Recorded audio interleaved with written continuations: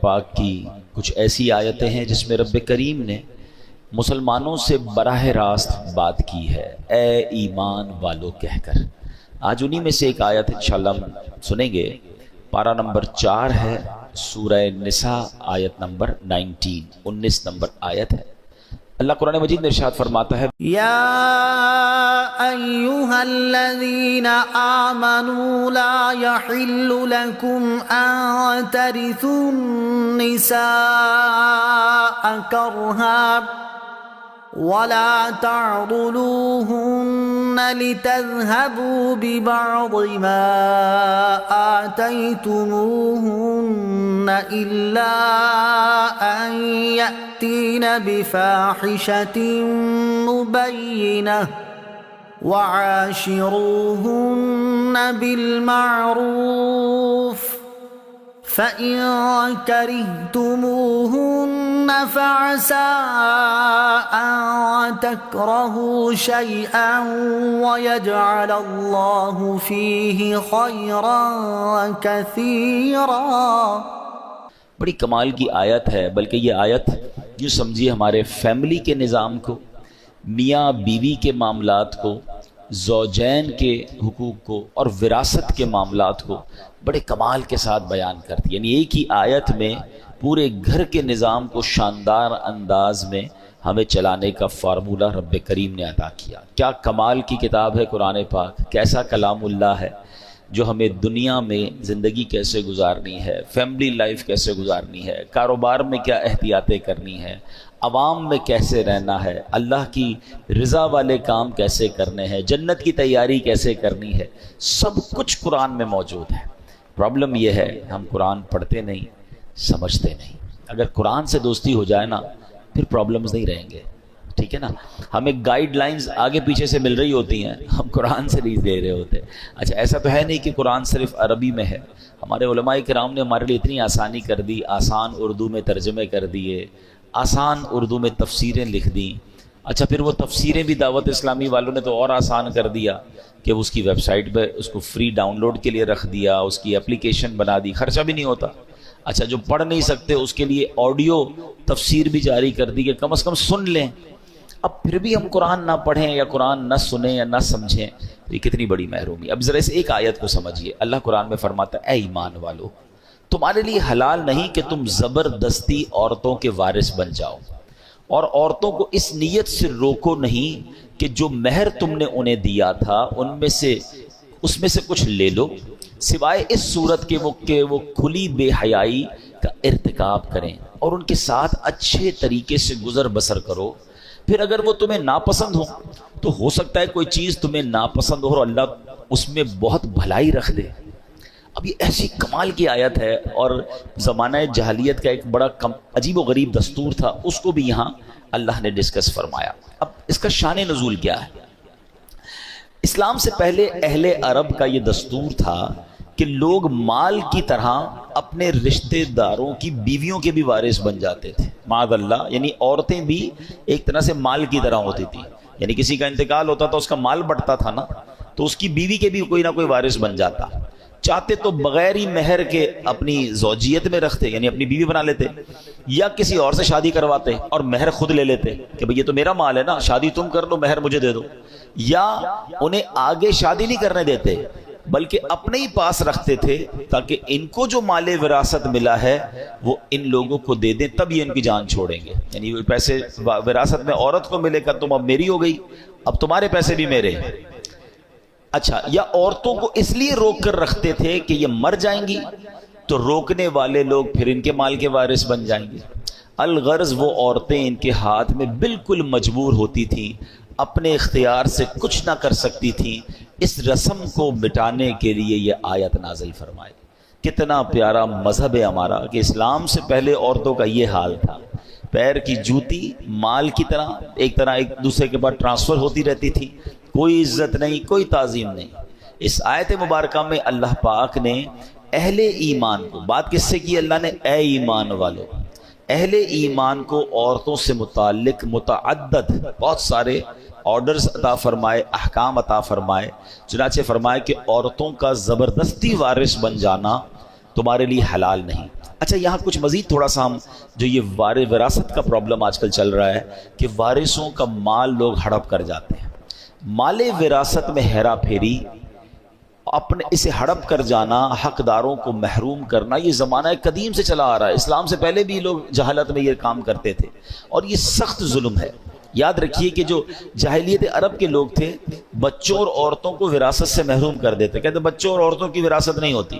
ان میں جو زیادہ طاقتور ہوتا، زیادہ اثر والا ہوتا تھا، وہ جناب بغیر کسی تعامل کے، بغیر کسی ہیزیٹیشن کے وہ سارا مال سمیٹ لیتا تھا، مرنے والے میراث پر قبضہ کر لیتا، کمزوروں کا حصہ چھین لیتا. اور ہمارے یہاں بھی برے صغیر میں بھی اسلام سے پہلے دیگر قوموں میں یہ معاملات تھے کہ عورتوں کو والدین کے مرنے کے بعد ان کی بیٹیوں کو اور بیویوں کو، عورتوں کو وراثت کا مال نہیں دیا جاتا تھا. اللہ اکبر، یہ سب انصاف کے تقاضوں کے خلاف تھا. سبحان اللہ، دین اسلام کا یہ اعزاز ہے، یہ اسلام کی شاندار تقسیم ہے کہ اللہ کریم نے اس افراط و تفریط کو، اسلام نے آ کر جو کنفیوژن ہے یا جو لوگوں کے ساتھ زیادتی ہو رہی تھی اس کو ختم کیا. تقسیم میراث کے معاملے کو بڑے احسن طریقے سے قرآن میں بیان فرمایا، محروموں کو حق دیا اور ظالموں کو ان کی حدود میں رکھا، ہر ایک کو اس کا مناسب حصہ عطا فرمایا. جیسے بطور خاص یتیموں اور عورتوں کے لیے قرآن مجید نے خصوصی احکامات دیے. عورتوں اور بچوں کو وراثت کا حق نہ دینے کی رسم کو بالکل باطل قرار دیا. قرآن مجید نے مرد و عورت میں سے ہر ایک کو اس کے والدین سے دیگر رشتہ داروں کے مال وراثت میں حصہ اس کا قرار دیا گیا. یعنی مردوں کو بھی حصہ ملے گا، عورتوں کو بھی ملے گا. اور خاص طور پر بچوں کے مال کی حفاظت کرنے کا، خاص طور پر جو یتیم بچے ہیں ان کے لیے ایکسٹرا آرڈر دیے کہ ان کے مال کی حفاظت کی جائے. بوقت ضرورت انہیں ان کا مال دینے اور پھر ان کے مال میں خیانت سے بچنے کا تاکیدی حکم قرآن مجید میں بیان فرما دیا. اور ان کا مال کھانے والے کے بارے میں کیا فرمایا؟ اپنے پیٹ کو آگ سے بھرنے والا قرار دیا گیا، جہنم میں جانے کا سبب قرار دیا.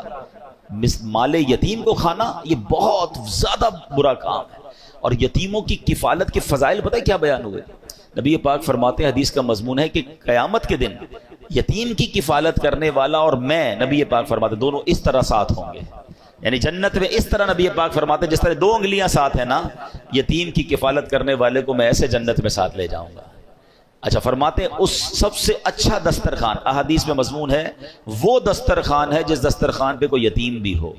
وہ گھر سب سے اچھا ہے جس گھر میں کسی یتیم کی کفالت کی جاتی ہے. یعنی یتیم کی کفالت کرنے پر بہت زور دیا گیا.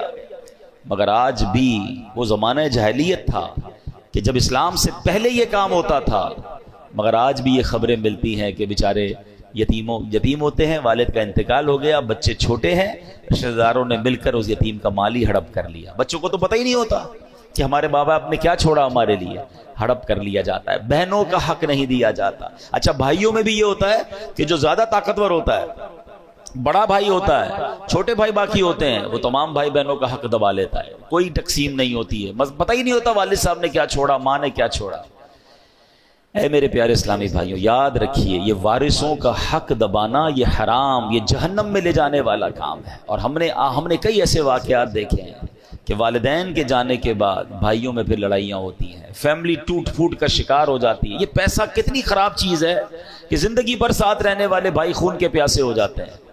یہاں ایک اور بڑا پرابلم یہ ہے کہ دین سے دوری ہے، شریعت کے معاملات نہیں پتہ ہے. اچھا کچھ بہنوں کی طرف سے بھی ایسی، ابھی پچھلے دنوں ایک خاندان میں جھگڑا چل رہا ہے، والد صاحب، اب عجیب بات دیکھیں، کلفٹن یعنی اس اچھے ایریا میں رہنے والے لوگ ہیں، کروڑوں روپے چھوڑ کر گئے ہیں، مگر بھائی بہنوں میں ایسا ڈسپیوٹ ہے کہ جناب کسی کو وراثت نہیں ملی ہے. اچھا وراثت نہیں مل رہی، پراپرٹی بک نہیں رہی. انہی کے بچوں کو میں نے دیکھا کہ بیچارے وہ رکشا چلا رہے ہیں اور جناب وہ کروڑ پتی ماں باپ کے بیٹے ہیں اور کھانے پینے کے لیے کچھ نہیں، علاج کے پیسے نہیں ہیں. ایک بار مجھے کوشش کرنے کا موقع ملا، میں نے کہا بھائی جب ماں باپ اتنے چھوڑ کر گئے ہیں، سب بھائی بہن بیٹھے ہیں اور تقسیم کر لے. تو پتہ بہنوں کی طرف سے کیا پیغام آیا کہ ہم جناب شریعت کے حکم کو نہیں مانتے ہیں، عورت کو بھی ہم پورا حصہ لیں گے اور بھائی کو بھی پورا حصہ ملنا چاہیے. اب یہ حال ہو گیا ہے، کہیں عورت زیادتی کر رہی ہے، کہیں مرد زیادتی کر رہے ہیں. زیادہ تر مردوں کی طرف سے زیادتی سامنے آتی ہے. مگر آپ سوچیں کہ یہ وہ مسٹیک ہو رہی ہے ہمارے معاشرے میں جو اسلام سے پہلے ہوتی تھی. مگر آج اسلام کے بعد بھی کوئی وراثت. اچھا پھر بھائی لوگ کہتے ہیں بعض اوقات کہ جناب اب تقسیم کریں گے تو کاروبار ختم ہو جائے گا. ابو کا چلتا کاروبار ہے, اگر بہنوں کو حصہ دیں گے تو ہماری پراپرٹیاں بیچنی پڑ جائیں گی, ابھی پراپرٹی کا ریٹ ٹھیک نہیں ہے, بعد میں بیچیں گے. ارے اللہ کے بندو, تمہاری 10 سال سے پراپرٹی نہیں بک رہی, بہن کو ضرورت ہے, اس کو بیچاری کو علاج کرانا ہے, اس کو اپنے بچوں کی شادیاں کروانی ہے, اس کو اپنا گھر لینا ہے, لیکن اس کے ہاتھ میں کنٹرول تو نہیں ہے نا.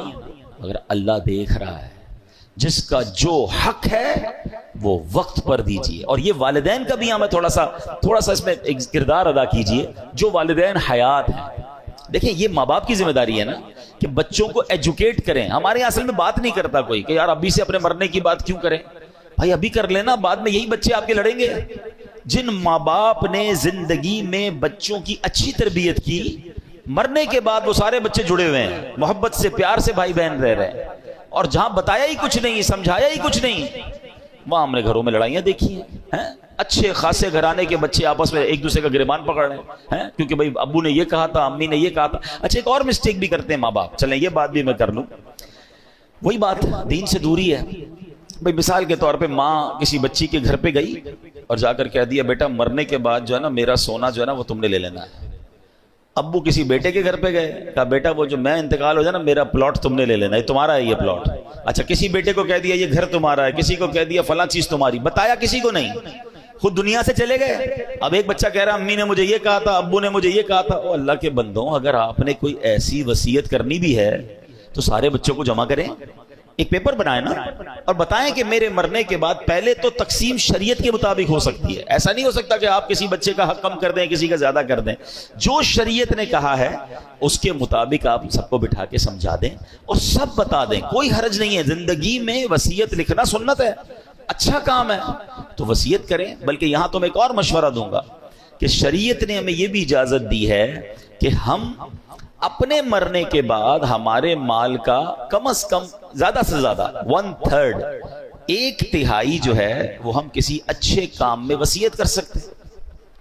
تو اگر اللہ نے آپ کو زیادہ مال دیا ہے تو آپ یہ بھی وصیت کریں کہ بھئی میرے مرنے کے بعد مثال کے طور پہ آپ کے مال کا 30%, 20%, 25% کسی صدقہ جاریہ والے کام میں کیا جائے, باقی بچوں میں شرعی حساب سے تقسیم ہو جائے. اگر یہ وصیت آپ کر جاتے ہیں تو فائدہ کیا ہوگا کہ اگر آپ کے مرنے کے بعد آپ کا جتنا بھی سرمایہ ہے اس کا 20-25% آپ ہی کے لیے خرچ ہو جائے, آپ کے مرنے کے بعد آپ کے لیے صدقہ جاریہ ہو جائے, کوئی مسجد, کوئی مدرسہ, کوئی کنواں, کوئی یتیم خانہ, بہت سارے صدقہ جاریہ کے کام ہیں. آپ کو جو پسند آتا ہے, کسی اچھی تنظیم کو آپ کو لگتا ہے کہ یار یہ لوگ اچھا کام کرتے ہیں, ان کو دے دینا, یہ میرے لیے صدقہ جاریہ کا کام کریں گے, تو آپ کے تو وارے نیارے ہو جائیں گے. لیکن کلیئر کر کے جائیں, جھگڑا چھوڑ کے نہ جائیں. اور میں آج دوبارہ, اللہ کرے میری یہ بات ان لوگوں تک پہنچے, بہت سارے میسیجز آتے ہیں بہنوں کی طرف سے آتے ہیں کہ ہمارے بھائی ہمارا حق نہیں دے رہے, وہ بیچاریاں کیا کریں, اپنے بھائیوں سے کیسے لڑیں. خدا کے واسطے خدا کا خوف کریں وہ لوگ کہ جو وراثت دبا کے بیٹھے ہیں, جو جن کا حق ہے وہ انہیں نہیں دے رہے. یہ حق تمہیں برباد کر دے گا. وہ بہن تو بیچاری کچھ نہیں کہہ پائے گی, مگر اللہ تو دیکھ رہا ہے نا. جو یتیم کا مال ہے وہ بھی پورا ادا کریں. اگر یتیموں کا مال ہے اور بچے چھوٹے ہیں, ان کو آپ ابھی نہیں دے سکتے, تو علماء کرام کے پاس جائیں, وہ آپ کو طریقہ بتائیں گے کہ ان کا مال کیسے محفوظ کریں, کیسے ایسی جگہ ترکیب بنائیں کہ جب یہ بڑے ہوں تو ان کو پورا پورا مال ان کا ملے. یہ ذمہ داری ہے. اور یہ اپنے بارے میں سوچیں کہ اگر میرا انتقال ہو جائے اور میرے بچے چھوٹے ہوں اور میرے چھوٹے بچوں کا کوئی مال دبا جائے تو کتنی تکلیف ہوگی. تو آج کسی کے بچوں کا کوئی مال دبا رہا ہے, وہ سوچے کل تمہارے بچوں کے ساتھ ایسا نہ ہو جائے. جس طرح اپنے بچوں کی فکر کرتے ہیں, اس طرح یتیم کے مال کی فکر کرنی چاہیے کہ وہ جب بڑے ہوں, ابھی بچپن میں بھی ان کی خیر خواہی ہو, اچھی تربیت ہو, اچھی تعلیم ہو, دین سیکھیں, اور جب بڑے ہو جائیں تو ان کا جو حق ہے وہ انہیں لوٹا دیا جائے. اچھا قرآن یہاں پر کئی جگہوں پر, یہ ایک جگہ پر نہیں, قرآن نے بار بار یتیم کے مال کی احتیاط اور یتیم کے مال میں گڑبڑ نہ کرنے پر بار بار تنبیہ کی. ایک جگہ قرآن میں ارشاد ہوتا ہے وَتَأْكُلُونَ التُّرَاثَ أَكْلًا لَمًّا وَتُحِبُّونَ الْمَالَ حُبًّا جَمًّا. قرآن کہتا ہے اور میراث کا سارا مال جمع کر کے کھا جاتے ہو اور مال سے بہت زیادہ محبت رکھتے ہو. قرآن تنبیہ کر رہا ہے, سمجھا رہا ہے, اور بار بار کہیں آگ میں جلنے کے بارے میں بتایا جا رہا ہے. وراثت کا مال کھاؤ گے تمہارے لیے آگ بن جائے گا, جہنم میں لے جانے کا سبب ہوگا. تو یہ نہ سوچیں کاروبار کا کیا ہوگا, یہ نہ سوچیں کہ پراپرٹی کا ریٹ کم ہے. جس کا جو حق ہے اس کو دے دیں, اپنے سرمایہ میں کام کریں, اللہ اس میں برکت ڈال دے گا. یہ الگ بات ہے کہ بہنیں کہتی ہیں کہ ٹھیک ہے کاروبار چل رہا ہے, پراپرٹی ہے, جب اچھا ریٹ آ جائے تب. اگر کہتے ہیں نا آپس میں رضامندی سے ڈیلے ہو رہا ہے پھر کوئی پرابلم نہیں ہے، مگر کلیئر تو کر دینا کہ یہ آپ کا حصہ ہے، یہ آپ کا حصہ ہے، یہ آپ کا ہے، آپ بتائیں کیا کرنا ہے، پراپرٹی یا کاروبار میں سے نکال کے دے دوں یا آپ کہیں تو